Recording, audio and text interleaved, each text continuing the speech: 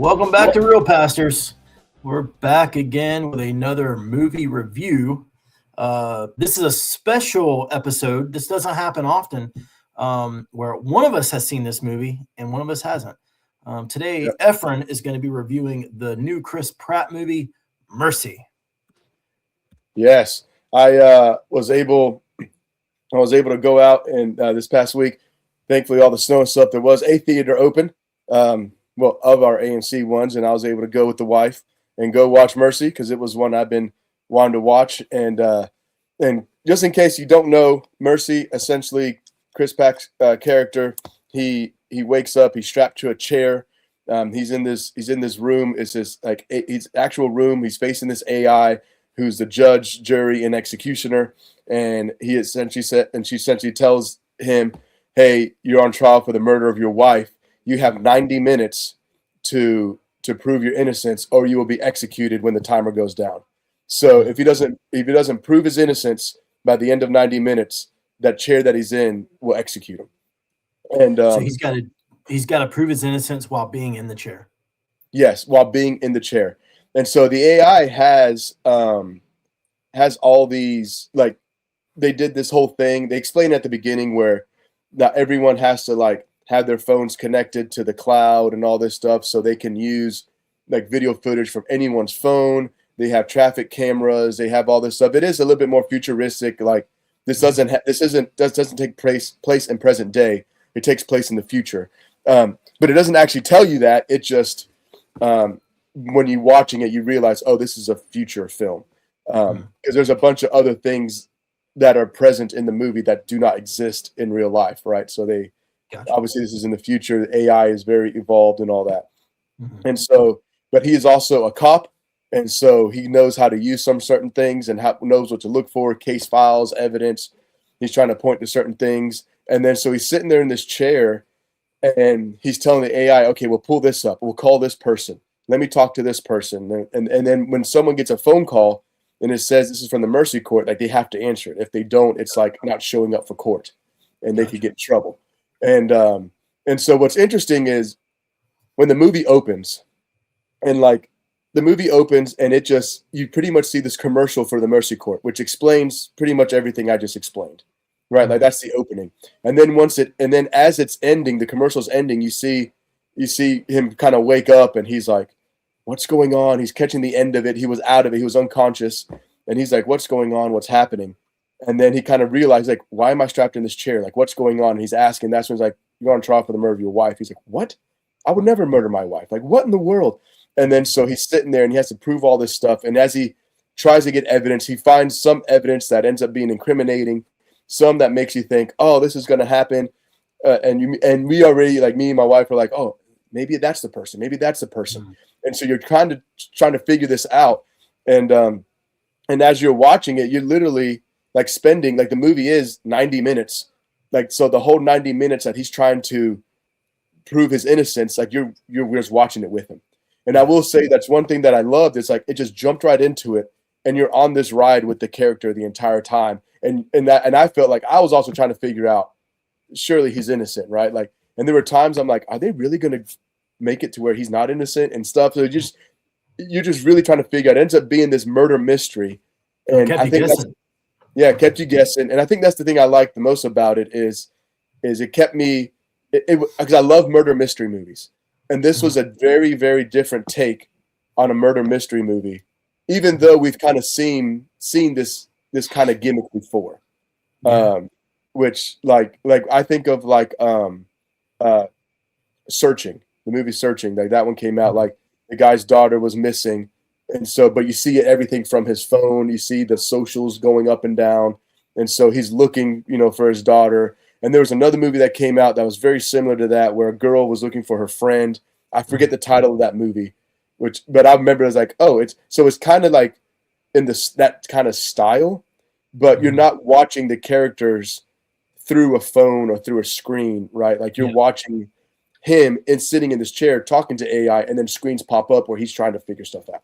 Gotcha. Yeah, I really liked the trailer for this movie. When I saw it, I was like, that looks like a solid, fun January movie. You know? And it the vibe I got from the trailer, correct me if I'm wrong, I was getting like and I don't mean this as a knock to the movie because this is a Spielberg movie, but like a like a TV version of Minority Report, kind of like a generic version. Remember Minority Report with Tom Cruise? Yeah. Kind of like the whole premise is futuristic, but he's being accused of something he didn't think he did. Right. I kind of got Minority Report vibes from it, and also The Sixth Day. Remember that movie with Arnold back in the day? With the Yes. those are the vibes I got from it from the trailer. Yeah. And I mean that in like a complimentary way. It's like I'm very interested in this movie. Yeah. Yeah. So it is kind of that, probably more so Minority Report than anything. Where Minority Report, they used like AI and stuff to predict someone is going to commit a crime. Yeah. And that's what it was. Like Tom Cruise was like, it was predicted he was going to commit this huge crime, but he was a cop, and he's like, I wouldn't do this, but then he had to run from everything and prove why he's not going to commit this crime. And so, but it's kind of like they're saying he already did it, correct? Is that Mercy, they're saying he already did. His wife is dead. And like, again, that's stuff you see in the trailer. I'm not spoiling anything, but his wife is dead, and he's got to prove why it wasn't him. And so he's sitting there arguing, and it's funny because the AI is like, hey, is sitting here saying that, that I just work on facts. Like, I don't care how you feel, but I just work on facts. And so this actually, but what ends up, something that they do well with this is that's really, unless AI is the bad guy, like with all the documentaries we talk about, Terminator, iRobot, Eagle Eye, things like that, Mission Impossible, like AI is usually bad, or it usually ends up being like the super great, perfect thing that we all want, right? Like, or the only one I tried to find that was try to meet middle ground was the Creator. Creator talked about like AI, like the AI and the robots and everything is actually really good, but it's, so you kind of have that. This was interesting because it actually had the AI. I'm trying to say without spoiling too much, but like, essentially they made the AI an actual character in the movie, which was very, very interesting, which is something else that I liked. And then so the AI interacting with him and trying to figure this out, trying to prove his innocence, but the AI is like, prove it. Like, give me facts. And there was an interesting dynamic there that when you watch it, you'll see, and there actually ends up being growth, like for both of these characters. And that's what I liked. It wasn't just a blank, like AI black and white. That's it. Like they found a way to give the AI character, which I really appreciated. So with the runtime, it sounds like it was also very self-aware. Like it wasn't trying to be something over the top, deep, pretentious. Like, here's 2.5 hours of us trying to tell a message. It's just like, here's a fun sci-fi movie, basically. Yeah. It was a fun sci-fi movie, good, fun murder mystery sci-fi movie that also had a twist at the end. Well, not a twist, but I guess the reveal of why everything is happening that I did not see coming until later on in the movie. Like there was at one point something happened. I was like, that's what's going on. But it did take me a while, which is good because normally movies like this, at least halfway through, I figure it out. This one pushed me a little further. So I appreciated that. And so, so like so those are all the good things. Yeah. I wish I would have snuck out and saw it. Not snuck out, but I'm allowed to go to the movie. I don't sneak out, but I wish I went out and saw it before all the snow got here, but I just didn't make the move to go see it. And the theater close to my house is still closed because of the snow. So anyway, but if I would have done that, I'd be more helpful in this review. So it was good. So normally, like we like to do, talk about the good and the bad. Yeah, that's right. Yeah, and so I would say, like, on this one, on the bad side of it, was it like there were a certain aspects of it that, even though it was futuristic, there were certain things about it that seemed a little too fantastical, if you will. Like, because so the whole thing takes place in LA, and so there's just, for him trying to figure things out, he had to like get his cop partner to go check this place out, do these things. And something that they did, and I don't want to say it because, I mean, it's not really a spoiler, I guess, but either way, they gave them a vehicle that pretty much just let them get wherever they want really quickly. It was very, very, very convenient for the 90-minute Gotcha. crunch. And so because it's like, well, LA traffic and this and that, there's no way they're going to make it in time to be able to do all these things. So they gave the cops this vehicle that There's a supercar. yeah, that pretty much made it to where, okay, they're just gonna whoop and they're there. Like it was just too convenient, like this whole it's almost like this story couldn't work unless you had a lot of conveniences like that. Like even the convenience of everyone has to have the phone uploaded to the cloud, like it's law now. So the mercy court can go. Like there's a lot. I mean, like again, in the world, like if you sit here and you're just sucked into the world, it all works and it's good. But it's like when you think about it, it's like, man, you couldn't make this story without having those things, like without having those conveniences, or else this story doesn't work and no one would ever be able to prove their innocence because you just don't have enough time to be able to do it. And I think, but I also think that might have been kind of part of the messaging that they have just about technology and AI and how things are growing and stuff. Like this could be a place where we end up. Aside from the fantastical police vehicle, everything else could be a place where we do end up. So that could be realistic. But it's kind of like if you start thinking too much, you can find holes. Let's put it that way. And these are some of the holes that I kind of found with it. Yeah. Gotcha.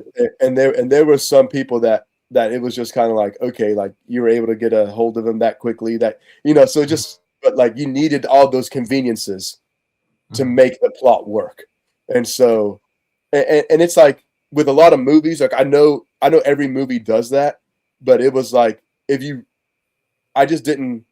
just stood out to me this time. Like if these things weren't there, then the movie doesn't happen. Movie. Gotcha.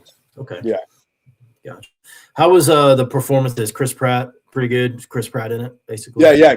Chris Pratt was good. He wasn't a lot more depth to him. He wasn't just normal Chris Pratt goofy.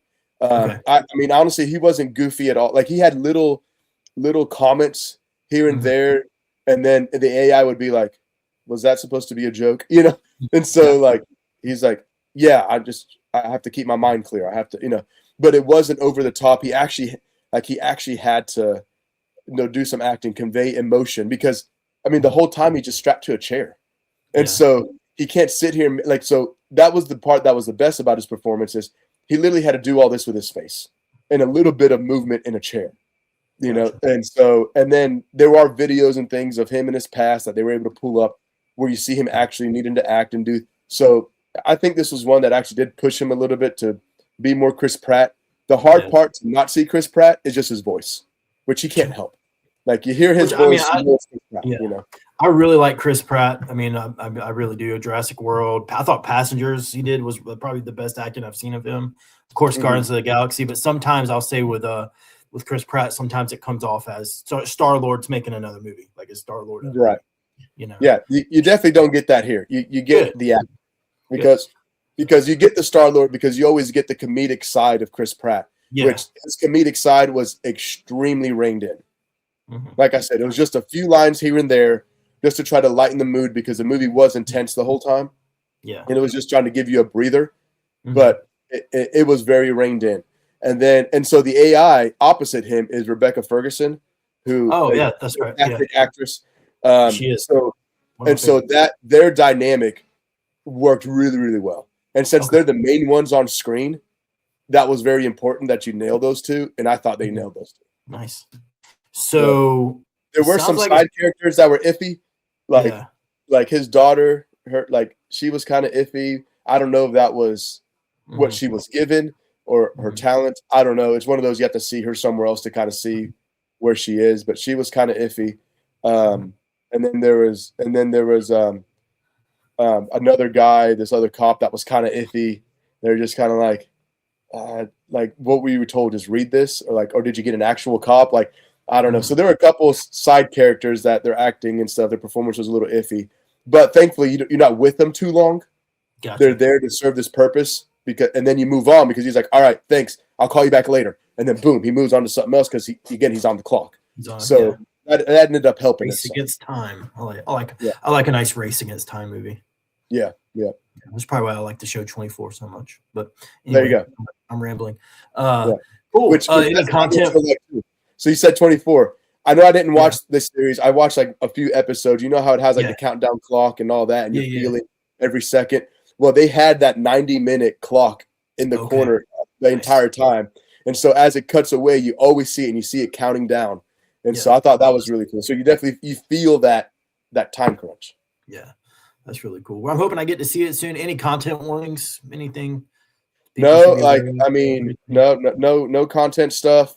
You know, for the dad side, that's the other one. It's like for the dad. It is rated PG-13. If you just stick to that rating, you know, as a parent, and just know like it's PG-13. I mean, there's no sex. No, it's PG-13 because there is blood. You see a reenactment of a stabbing, and you have normal PG-13 violence and normal PG-13 language. I think they did use their 1 or 2 F-bombs that you can put into PG-13. But even then, like I don't like other than those few things, like I know there was language, but it wasn't so over the top that it took away from the story that I can really say this was. So if you just stick to the whatever your rule is for your family, your kids about PG-13 movies, then you should be good. There's nothing. It does not try to push the boundary of PG-13 and R. It stays PG-13. So. Right on. So speaking of ratings, let's hear your rating for this thing out of 5. What do you say? Seems pretty positive. So this thing, it is very positive. I had a lot of fun with this. Sorry, I'm trying to pull up our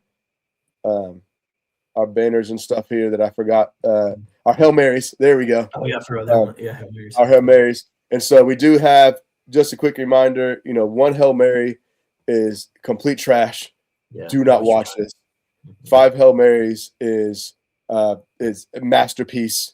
And then but as long as you have a 3, 4, as long as you have a 3, it's shelf worthy. It's a fun time. If you have a 4, it's extremely good, almost there. And so this one won. Honestly, I had a lot of fun. I thought this movie was really good. For me, I do give it 4 out of 5 Hail Marys. Wow. I give it 4 because it's one that, like, honestly, I'm probably going to go take my oldest daughter to see this.